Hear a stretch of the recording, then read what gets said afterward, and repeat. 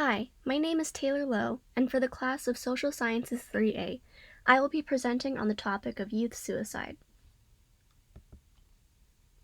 Suicide is a devastating act committed by those who no longer wish to be alive. It is one of the leading causes of death around the world and has become increasingly prevalent among youth. These are some quotes on suicide from the Center of Disease Control and Prevention, the CDC, on leading causes of death reports for the year of 2019. Suicide was the 10th leading cause of death overall in the United States, claiming the lives of over 47,500 people. Suicide was the second leading cause of death among individuals between the ages of 10 and 34. It is evident that overall, suicides are very prevalent to the younger generation, affecting those as young as 10 years old. In my presentation, I will be covering some of the factors that can lead to youth suicide, including mass media, social media, suicide idealization, and bullying. With the introduction and growth of the internet came social media sites popularized by the younger generations. These are platforms for online social interaction and can include sites such as Instagram, Facebook, Snapchat, Tumblr, Twitter, etc. The spread of images and ideas of self-harm and suicide on the internet can reach young, unsuspecting audiences and lead them down the wrong path. A quote from one of the articles I examined states, in an article by Jacob and team, adolescents indicated that seeing others' images of self-harm on the internet was a primary reason for their own engagement in self-harm. The sites can serve as platforms for the spread of such ideas, cyberbullying, and can cause for youths to compare themselves to those they see online and experience social inclusion or exclusion. Of course, social media is a site where people generally put their best images forward, adhering to beauty standards and appearing as happy and successful people. Youths watching their peers appearing to experience such an ideal life are prone to compare themselves to others and take blows to their own self-esteem. Comparing how many likes or dislikes one has can also lead to feelings of inadequacy, lower self-confidence, and self-worth. This is not to mention the sorts of interactions that can take place online, unpleasant exchanges with others, and cyberbullying. Social media and the internet can be a toxic place that breeds insecurities and hatred. Time spent on social media inhibits youth from experiencing genuine life satisfactions in person. With internet access, youths are able to search and discover anything they desire, and can use this recklessly. A quote from an article states, "This study showed that internet use related to suicide, including searches of suicidal methods, posting suicidal ideas on social media, and online bullying, was recorded in 23% of deaths among adolescents in their sample." The more harmful content one sees online, the more their minds are exposed to such ideas and actions. Recommended content of self-harm and depression is something that often leads to suicide. Youths can then surround themselves in negative thoughts and idealize the idea of suicide. These are just some of the images I found online about suicide and depression. It aestheticizes feelings of sadness and suicide, romanticizes them in pictures and quotes. These types of images can be found anywhere on the internet and social media, and can influence those who see it. On the left is a screenshot I took of an account on Instagram that posts pictures and quotes idealizing depression and suicide. Simply typing into the search bar words like sad and depressed can bring up such accounts, and as you can see, this particular account has 18,600 followers. This is just one of the accounts I found that posts this kind of content, and this was also only on one social media site. These other pictures are ones that I also found on social media sites. They contain quotes suggestive of self-harm and suicide and aestheticize them. They read, "My aesthetic is death. Please take my life. I don't want it. I don't need it. Why did you kill yourself? You told me to be happy. Have you tried suicide? We think you'll like it." I found lots of pictures that document self-harm as well. Graphic images of bleeding wrists, cuts and burns on arms and legs, things that I couldn't even add here because they're so gruesome and inappropriate.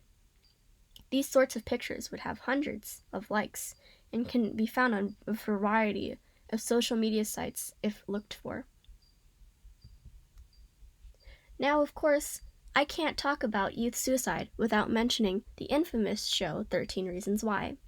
A popular Netflix series, it tells the story of a teenage girl in high school who experiences several misfortunes that lead to her taking her own life.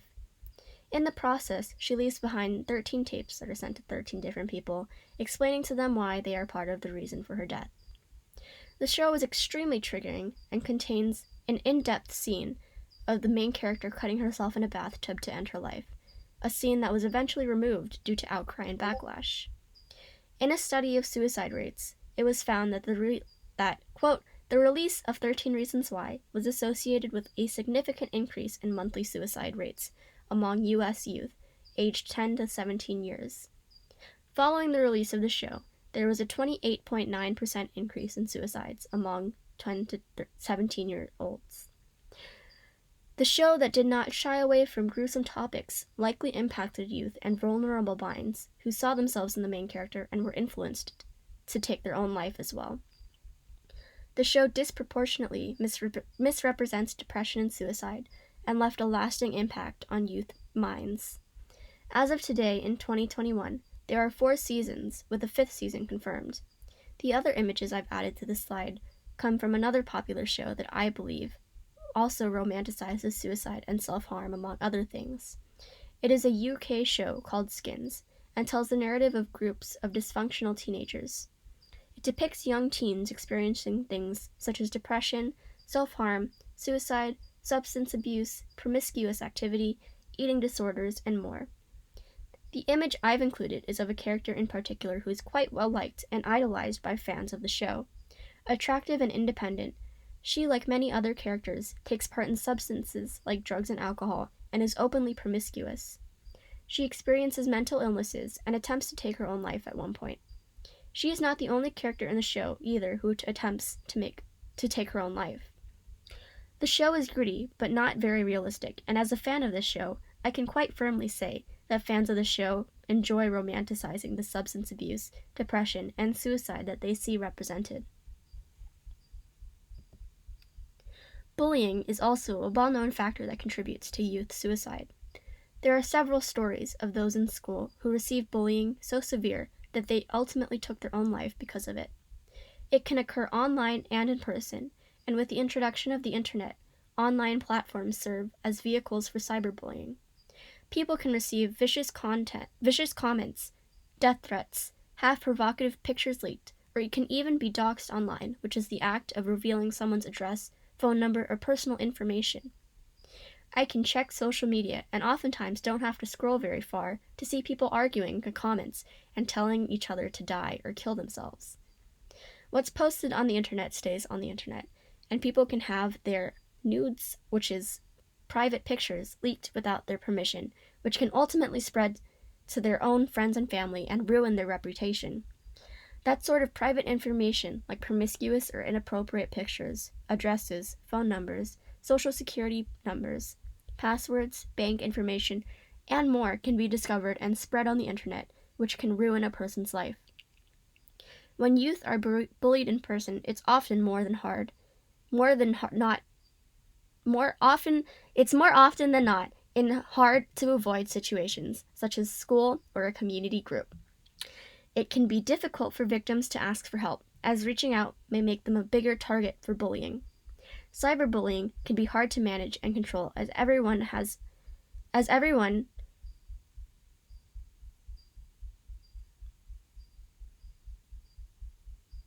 people oftentimes can't receive repercussions for their words or actions. It can be hard to rely on adults in such situations as well, and was illustrated in the formerly mentioned show 13 Reasons Why. The main character went to an adult for help, and was turned away, even blamed for her problems and made to feel worse. Fear of such situations, or of making bullying even worse, prevent reliance on adults. Online, it is hard to make people accountable for what they say, as reporting and banning someone doesn't mean much because they can always come back and make a new account. With how difficult it can be to ask for help or recover from the effects of bullying, youth who don't receive proper support or treatment may then wallow in their griefs and resort to self-harm or suicide. While on the topic of bullying and cyberbullying, This is a film I've watched before that demonstrates the detrimental effects of cyberbullying on youth. It is a 2011 film called Cyberbully that tells the story of a high school girl who becomes a target of cyberbullying by her friends and classmates. After experiencing vicious rumors spread about her, she becomes socially isolated and is overwhelmed with misery, eventually attempting to commit suicide. The main character, after gaining access to her first ever laptop, becomes a target of online bullying on a social website she joins, primarily used by people from her school. Those people from her school harass her, and after a series of events in which false rumors are spread, online and then in person, she turns into an outcast at school, losing all of her friends.